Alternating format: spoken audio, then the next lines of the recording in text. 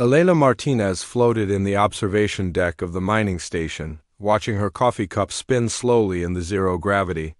The morning shift had just begun, and she was reviewing the mineral survey reports from the asteroid belt when the first alarm sounded.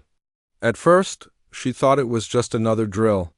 The Terra Nova system had been peaceful for 15 years, and the weekly emergency drills had become routine, but then the second alarm came, followed by a third. Elena pushed herself toward the communication console and activated the long-range sensors. What she saw made her blood freeze. Dozens of ships were approaching Terra Nova, but they were not human vessels. These ships were made of what looked like living crystal, their surfaces reflecting the light of the system's star in patterns that hurt to look at directly. "This is Mining Station 7 to Terra Nova Control," Elena spoke into the communicator. "We have unknown vessels approaching the planet. Please respond." The reply came immediately, but it was not from Terra Nova Control. It was from her wife, Lisa Harper, transmitting from the research facility on the planet's surface. Lisa's voice was tight with fear. "Elena, you need to get out of there now. These ships are not friendly. They started attacking our orbital platforms 10 minutes ago. The defense fleet is already gone." Elena's hands moved automatically to the station's controls, powering up the emergency systems. Through the viewports, she could see the alien ships moving into position around Terra Nova.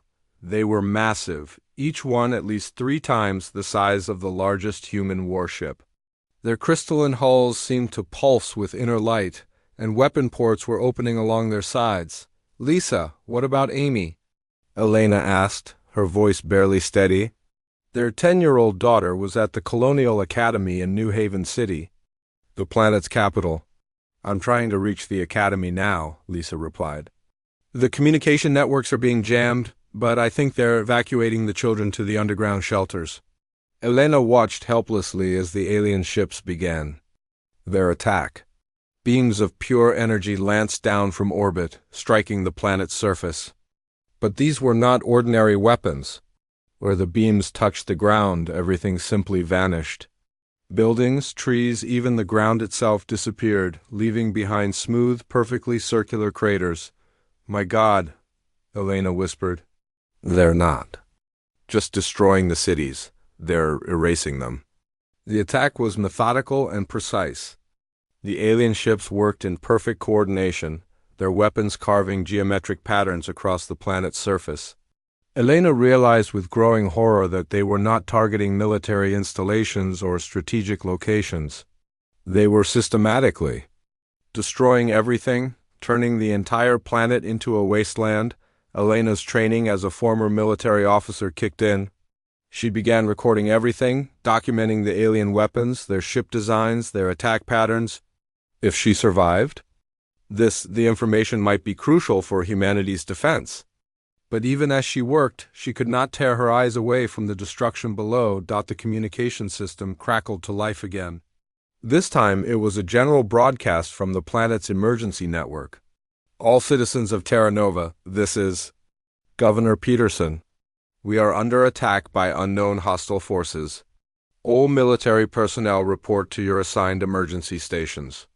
All civilians proceed immediately to the nearest underground shelter. This is not a drill." Repeat, "This is not a drill." Elena tried to contact Lisa again, but the signal was too weak. The alien ships were systematically destroying the communication satellites, cutting off all contact with the planet's surface. She switched to the mining station's most powerful transmitter and began broadcasting on all frequencies. "This is Commander Elena Martinez of Mining Station 7 to any human vessels in the system. Terra Nova is under attack by alien forces. The planet's defenses have been destroyed.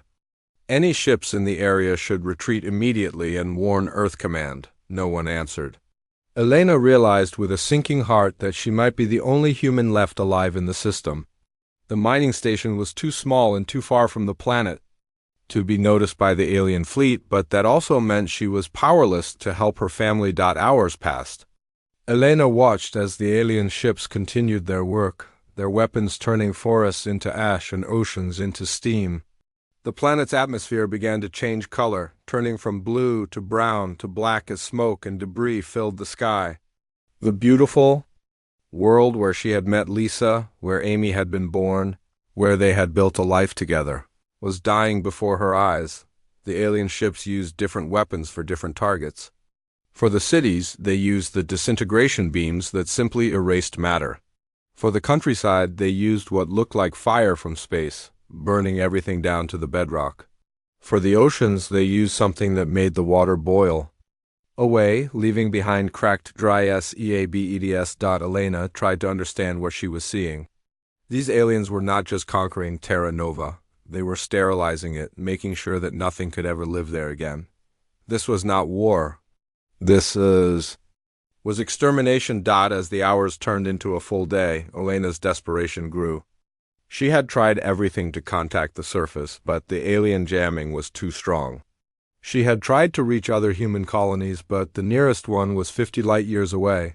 She had even considered taking the station's small shuttle down to the planet, but she knew it would be suicide. Finally, after 18 hours of continuous bombardment, the alien ships stopped firing. Elena watched through the telescopic arrays as they moved into a new formation above the planet. For a moment, she allowed herself to hope that they were finished, that somehow people had survived in the underground shelters, but then the aliens activated a new weapon. A massive beam of energy, wider than a city, descended from the largest ship. Where it touched the planet's surface, the ground began to glow. The beam moved slowly across the planet, and Elena realized what was happening. They were not just destroying the surface. They were melting the planet's crust, turning the entire world into molten rock. Elena screamed. She screamed for Lisa, for Amy, for the 50 million people who had lived on Terra Nova. She screamed until her voice was gone, until her throat was raw, until she had no strength left. When she finally stopped, Terra Nova was nothing more than a ball of glowing magma. The alien ships gathered in formation above the dead planet. Elena watched them through her tears as they prepared to leave. They had accomplished their mission perfectly. In less than 2 days, they had transformed a thriving world into a lifeless wasteland.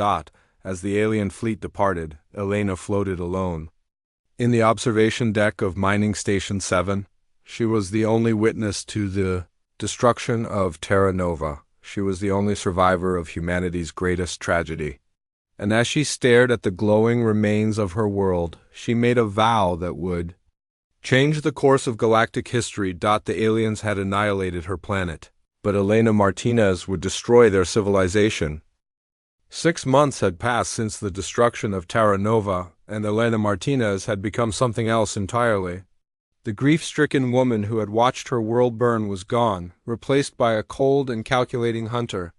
She had spent every waking moment studying the alien debris left behind in the dead system, analyzing their weapons, their ship designs, their technology. The mining station had been transformed into a combination laboratory and weapons factory. Elena had torn apart the alien wreckage piece by piece, learning how their crystalline hulls conducted energy, how their weapons converted matter into pure destruction, how their communication systems worked. Her background in xenobiology and military engineering had given her the skills to understand what she was seeing. The aliens called themselves the Zephyrians, according to the data she had recovered from their damaged computers. They had been conquering worlds for over 1,000 years, but they had never faced an enemy like humanity.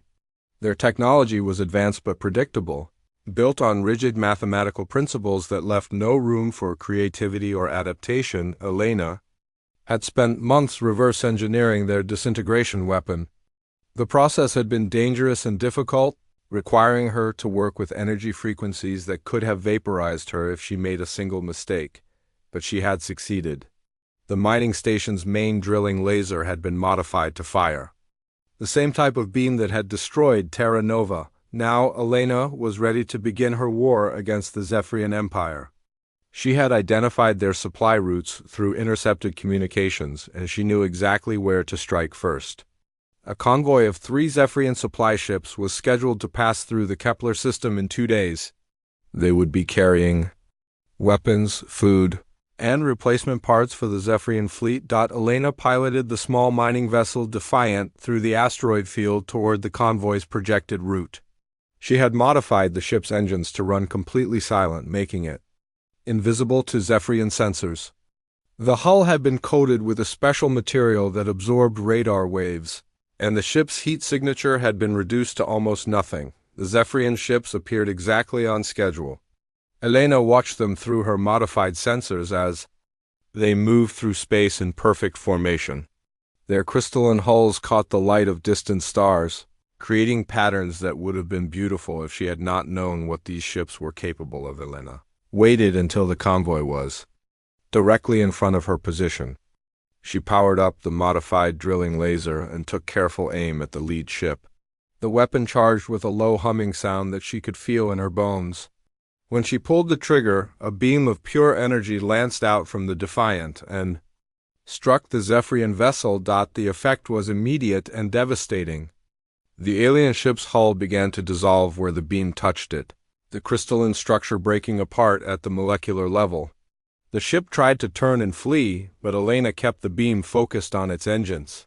Within seconds, the entire vessel collapsed into a cloud of glowing particles. The second ship began transmitting distress signals and firing its weapons blindly into the asteroid field.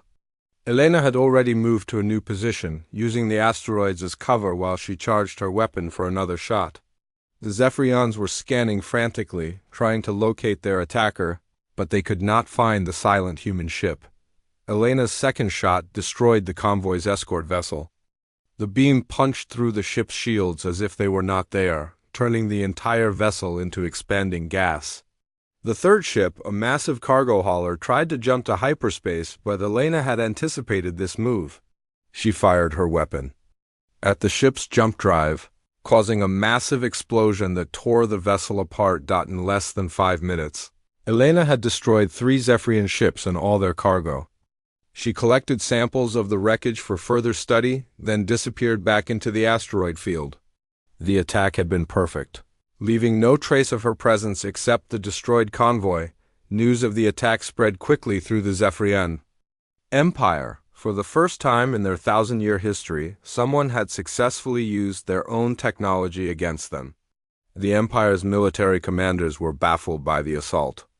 The attack pattern was unlike anything they had encountered, and the weapons used were clearly based on their own designs. Elena's next target was a Zephyrian research station in the Outer Rim. She had learned from the convoy's computer systems that the station was studying human technology, trying to understand how humanity had developed faster than light travel. The irony was not lost on her that she would be using human ingenuity to destroy a facility dedicated to studying human ingenuity. The research station was lightly defended, with only a few patrol ships and automated defense systems. Elena approached the facility disguised as a piece of space debris, drifting slowly toward the station while her sensors analyzed its defenses. She had learned to think like the Zephyrians, to understand their systematic approach to security. When she was close enough, Elena activated her ship's weapons and destroyed the station's communication array. The facility was now cut off from the rest of the Empire, unable to call for help. She then systematically eliminated the patrol ships, using her modified disintegration beam to tear through their hulls. The research station itself was more challenging. Its shields were stronger than those of the supply ships, and its weapons were more advanced. But Elena had studied Zephyrian technology for months, and she knew exactly where to strike. She focused her attack on the station's power core, causing a cascade failure that brought down the entire defensive grid. Elena docked with the crippled station and made her way inside. The Zephyrian researchers were no match for her military training and human adaptability. She moved through the facility like a ghost, eliminating guards and scientists with efficient precision. The aliens' rigid thinking made them predictable, and their reliance on technology made them vulnerable when that technology was turned against them. In the station's main computer core, Elena found something that changed everything. The research database contained detailed information about the Zephyrian Empire's structure, their military capabilities, and their plans for humanity. She learned that Terra Nova had not been destroyed randomly.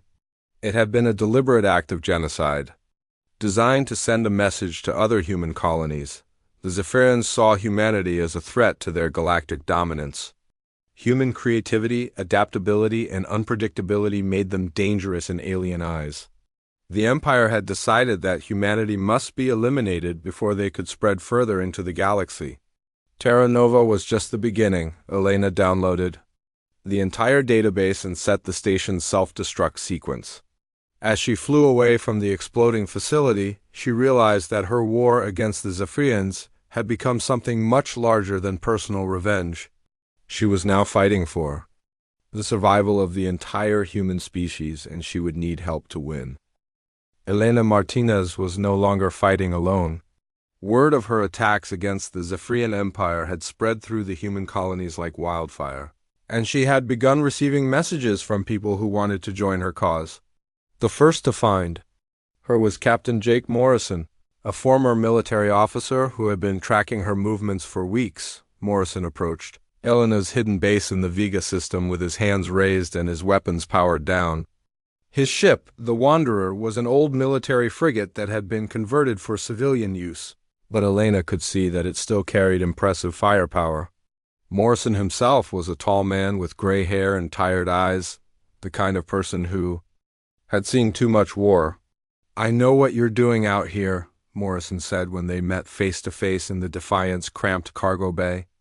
"I was there when the Zephyrians hit the mining colony on Kepler 4. My daughter was working there as a geologist. She died when they sterilized the planet." Elena studied Morrison carefully. She had learned to be suspicious of everyone, but something in his voice told her he was telling the truth. The pain in his eyes was the same pain she carried every day.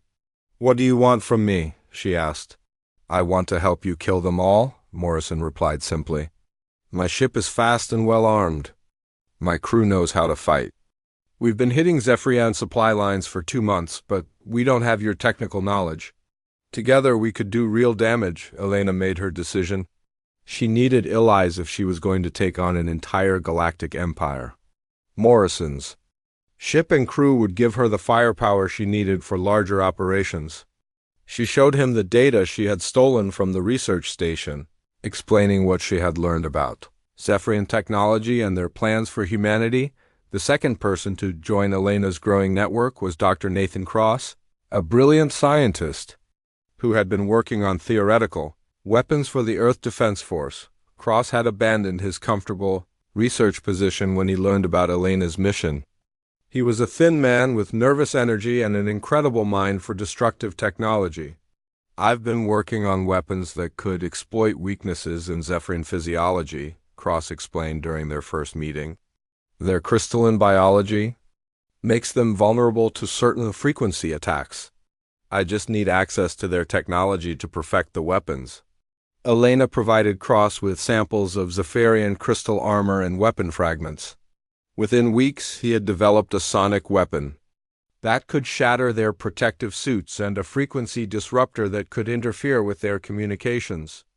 The weapons were crude but effective, giving Elena's team new ways to strike at their enemies. The team continued to grow.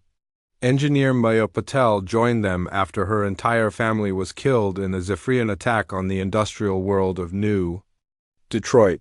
She brought expertise in ship modification and stealth, technology that made Elena's vessels nearly invisible to alien sensors. Former Marine Ben Carter provided tactical knowledge and combat training, teaching the team how to fight as a coordinated unit.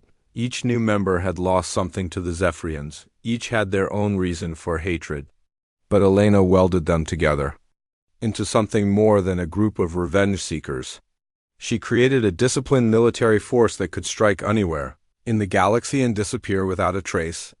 Elena's network began operating across multiple star systems, targeting Zephyrian infrastructure with surgical precision.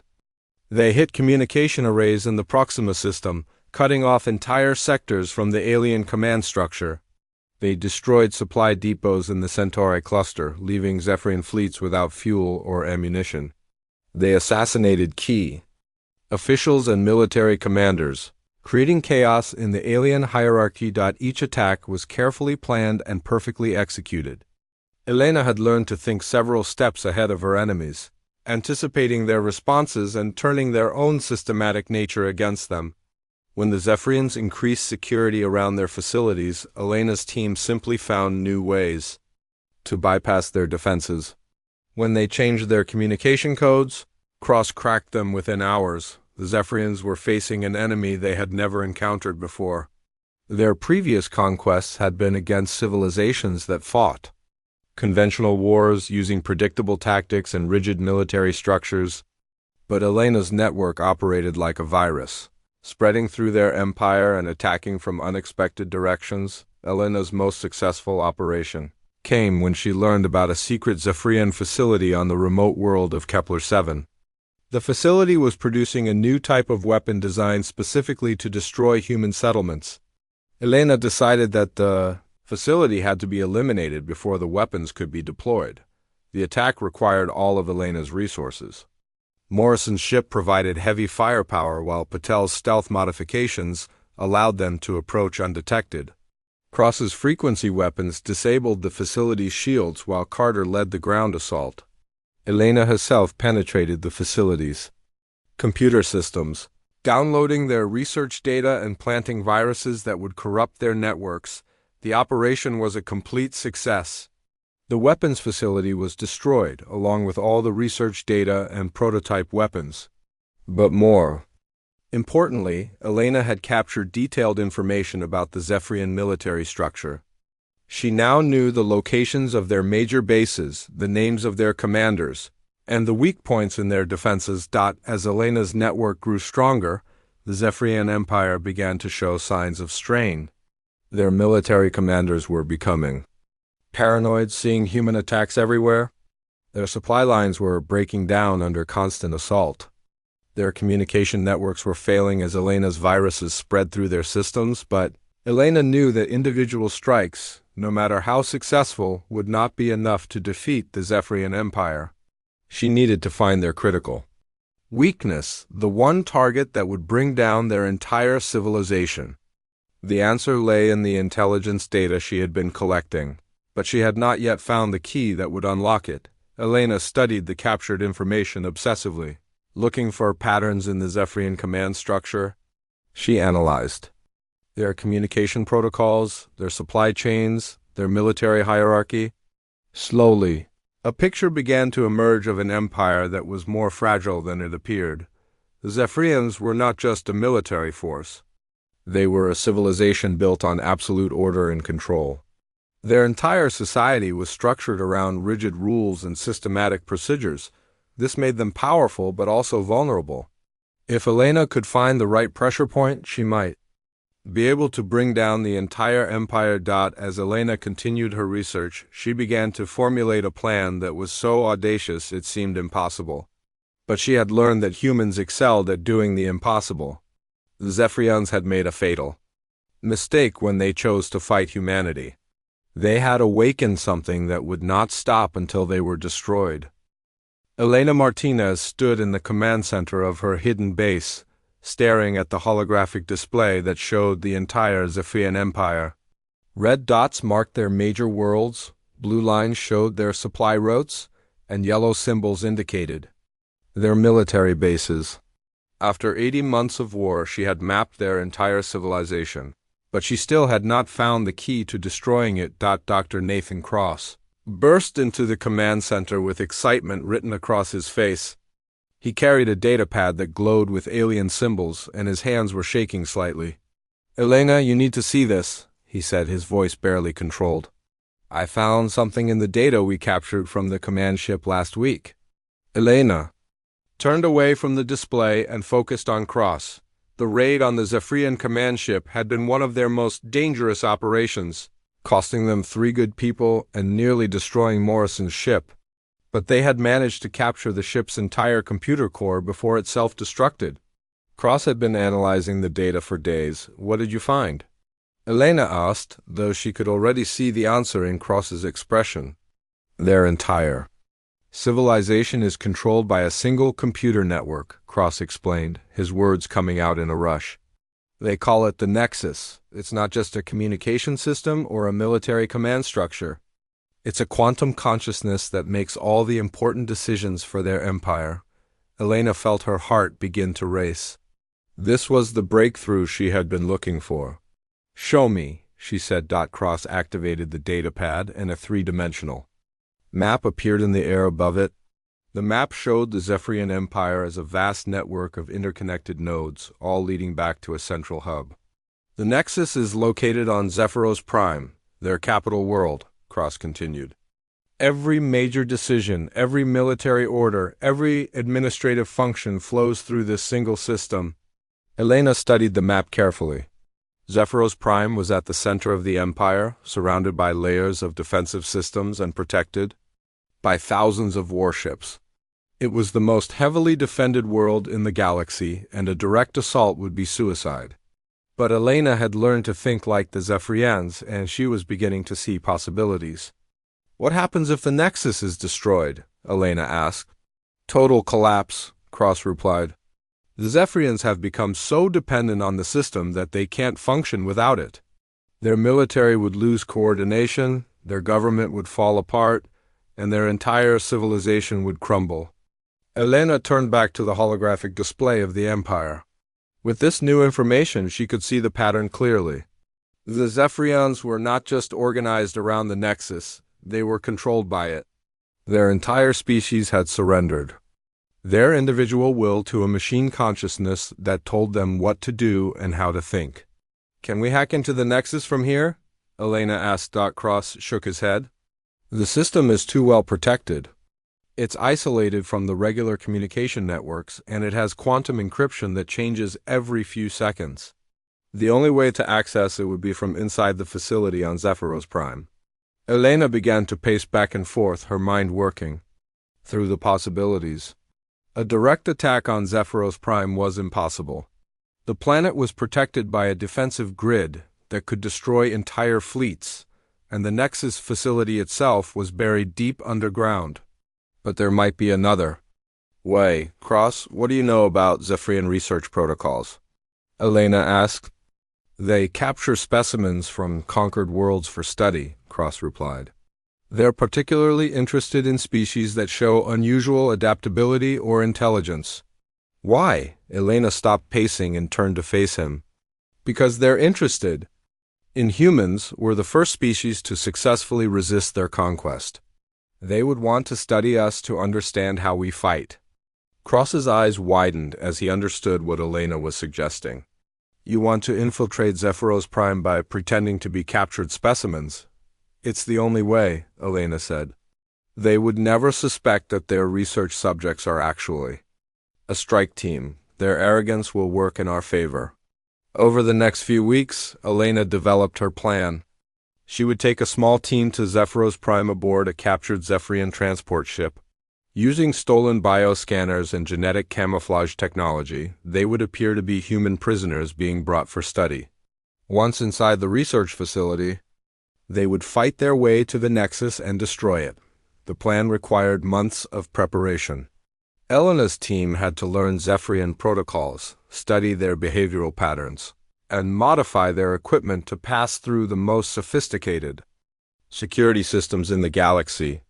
Cross worked day and night developing a virus that could destroy the Nexus's quantum architecture. Maya Patel created false identities for the team members, complete with fabricated capture records and medical histories. Ben Carter trained them in close quarters combat techniques that would work in the confined spaces of the research facility. Morrison prepared backup plans for extraction. Though they all knew this was likely a one-way mission, Elena chose her team carefully.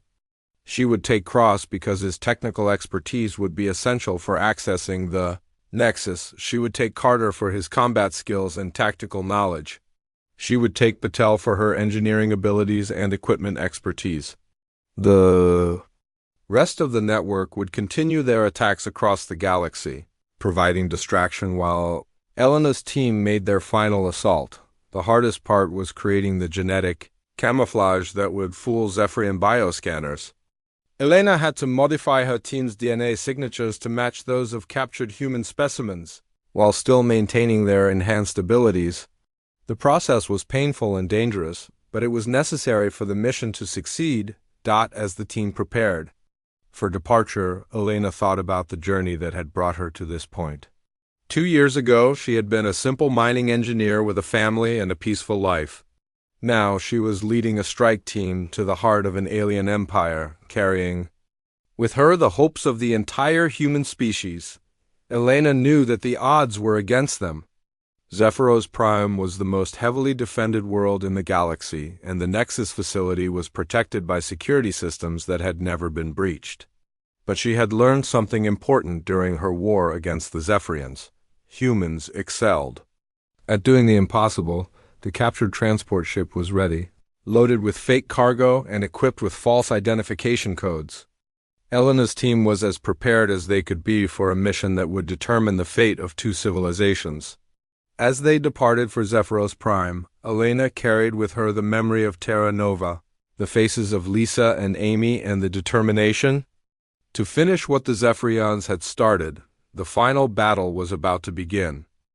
The captured Zephyrian transport ship approached Zephyros Prime exactly as Elena Martinez had planned. The massive alien world hung before them like a glowing jewel, its crystalline cities reflecting the light of 3 suns. Around the planet, thousands of warships patrolled in perfect formations, their weapons ready to destroy any threat to the heart of the Empire. Elena sat in the transport's holding cell with her team, all of them wearing the neural dampeners and restraints that marked them as captured specimens. The genetic camouflage had worked perfectly, fooling the border scanners and security checks. To the Zephyrian guards, they appeared to be nothing more than human prisoners being delivered for study. Dr. Nathan Cross whispered quietly beside her, his voice barely audible over the ship's engines. "The virus is ready. Once I can access a direct terminal connection to the Nexus, I can upload it in less than 30 seconds. Elena nodded slightly, careful not to attract attention from the guards.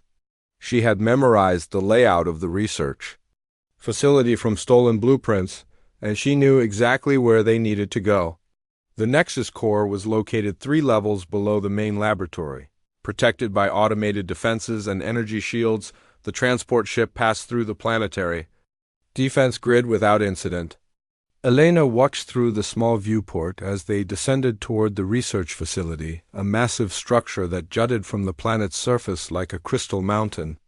The facility was where the Zephyrians brought specimens from conquered worlds, studying them to better understand their enemies. Elena felt a cold satisfaction as she realized that the Zephyrians were about to learn more about humans than they had ever wanted to know. The transport landed in the facility's docking bay, and Zephyrian guards in crystal armor came aboard to collect the prisoners.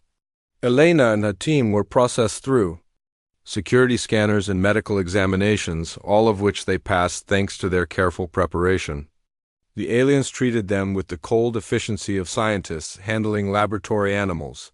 Elena was separated from her team and placed in an individual holding cell. This was part of the plan. The Zephyrians would want to study them separately before conducting group experiments. But what the aliens did not know was that Elena's team had practiced fighting while separated, using hand signals and predetermined timing to coordinate their actions.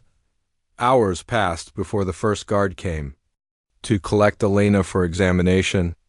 She allowed herself to be led through the facility's corridors, memorizing the layout and counting the number of guards. The research facility was vast and maze-like, but Elena had studied the blueprints until she could navigate them blindfolded. The examination room was filled with alien medical equipment that hummed with strange energy. Elena submitted to the tests and scans, playing the role of a confused and frightened prisoner. But she was actually mapping the facility's security systems and looking for weaknesses in their defenses. When the examination was finished, Elena was returned to her cell. She waited until the facility entered its night cycle, when most of the research staff would be resting. Then she activated the hidden tools that Maya Patel had concealed in her body during their preparation. A small electromagnetic pulse device disabled the cell's locking mechanism, while a frequency generator created a blind spot in the security cameras. Elena slipped out of her cell and began moving through the facility's corridors. She located Cross first, then Carter, then Patel, Each rescue required careful timing and precise movements, but Elena's team had trained for this scenario dozens of times. Within 20 minutes, they were all free and armed with weapons taken from unconscious guards. The team moved toward the Nexus facility with deadly efficiency.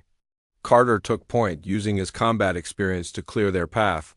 Patel disabled security systems and electronic locks. Cross carried the virus that would destroy the Nexus. Elena coordinated their movements, leading them deeper into the heart of the alien facility. They encountered heavy resistance as they approached the Nexus core. Automated defense systems activated, filling the corridors with energy beams and plasma bolts. Zephyrian guards rushed to intercept them, their crystal armor gleaming in the emergency lighting. But Elena's team fought with the desperation of people who knew they were humanity's last hope. Carter fell first, taking a plasma bolt to the chest while protecting Cross from a guard patrol. He died with a smile on his face, knowing that his sacrifice had meaning. Patel was killed by an automated turret as she worked to override the final security door. She completed her task even as the weapons tore through her body. Elena and Cross reached the Nexus core together. The chamber was filled with a massive crystalline structure that pulsed with inner light, its surfaces covered with flowing patterns of energy. This was the quantum consciousness that controlled the entire Zephyrian Empire, the artificial mind that had ordered the destruction of Terra Nova. Cross connected his equipment to the Nexus interface and began uploading the virus. The process would take several minutes, and Elena knew that Zephyrian security forces were closing in on their position. She took up a defensive position at the chamber entrance, using a captured plasma rifle to hold off the advancing guards. The battle was fierce but brief. Elena's human unpredictability gave her an advantage over the systematic alien tactics, but she was vastly outnumbered. She fought with the fury of someone who had lost everything, each shot fueled by memories of Lisa and Amy and 50 million dead colonists. Cross finished uploading the virus and turned to Elena with a grim expression on his face. It's done, but someone needs to manually activate the final sequence. The process will require direct neural interface with the Nexus core. Elena understood immediately. The neural interface would be lethal to a human brain, but it was the only way to ensure the virus would spread through the entire system. She had known from the beginning that this might be a suicide mission. Get out of here, Elena told Cross. Tell Morrison and the others what happened. Make sure humanity remembers Terra Nova. Cross hesitated for a moment, then nodded and ran toward the emergency exit. Elena turned back to the Nexus core and connected her neural implant to the interface. Immediately, she felt the weight of the entire Zephyrian collective consciousness pressing against her mind. The experience was overwhelming. Elena could feel the thoughts and memories of billions of aliens, their fears and hopes and dreams flowing through her consciousness. For the first time, she understood that the Zephyrians had destroyed Terra Nova not out of malice, but out of terror at humanity's potential. But understanding did not equal forgiveness. Elena activated the virus and felt it spread through the Nexus like fire through dry wood. The quantum consciousness began to collapse, taking with it the central nervous system of the Zephyrian Empire. Across the galaxy, alien ships lost coordination. Their government fell into chaos, and their military structure crumbled. Elena died as the Nexus core exploded, her consciousness merging briefly with the collapsing alien network. In her final moments, she felt a sense of peace knowing that she had kept her promise. The Zephyrians would never again threaten humanity or any other species. The destruction of the Nexus marked the end of the Zephyrian Empire. Within days, their 1,000-year-old civilization had collapsed into scattered, leaderless fragments. Elena Martinez had started as one woman seeking revenge for her family, but she had ended as the savior of humanity and the destroyer of tyrants. Her story became legend among the stars, proof that no matter how overwhelming the odds, humanity would never surrender.